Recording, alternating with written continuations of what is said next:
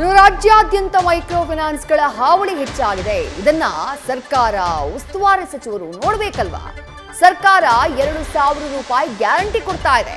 ಮತ್ತ್ಯಾಕೆ ಜನ micro finance ನಲ್ಲಿ ಸಾಲ ಮಾಡ್ತಿದ್ದಾರೆ? ರಾಮನಗರದಲ್ಲಿ ರಾಜ್ಯ ಸರ್ಕಾರಕ್ಕೆ ಕೇಂದ್ರ ಸಚಿವ ಎಚ್.ಡಿ. ಕುಮಾರಸ್ವಾಮಿ ಅವರು ಮಾಡಿರುವಂತಹ ಪ್ರಶ್ನೆ ಇದೆ. ಯಾವ ಸಚಿವರು ಬಂದಿಲ್ಲ, ಜನ ಅರ್ಥ ಮಾಡ್ಕೊಳ್ಬೇಕು. ಬಡವರ ಮೇಲೆ ಕಾಳಜಿ ಇರುವವರು ಯಾರು ತಿಳಿದುಕೊಳ್ಳಿ ಅಂತ ಹೇಳಿ ರಾಮನಗರದಲ್ಲಿ ಕೇಂದ್ರ ಸಚಿವ ಕುಮಾರಸ್ವಾಮಿ ಕಿಡಿಕಾರಿದ್ದಾರೆ.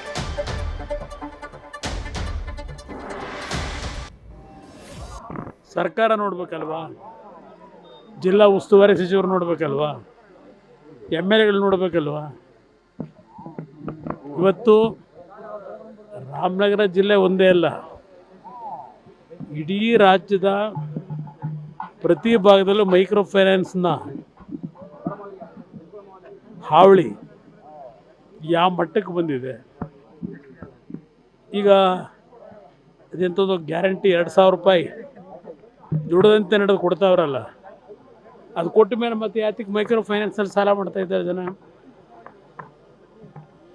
ನಾನು 18ರಲ್ಲಿ ಮುಖ್ಯಮಂತ್ರಿ ಆದಾಗ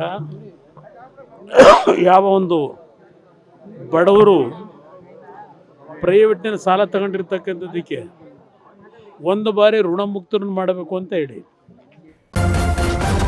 ನ್ಯೂಸ್ ಫಸ್ಟ್ ನಿರ್ಭೀತಿಯಿಂದ ನಿಮ್ಮ ಪರವಾಗಿ.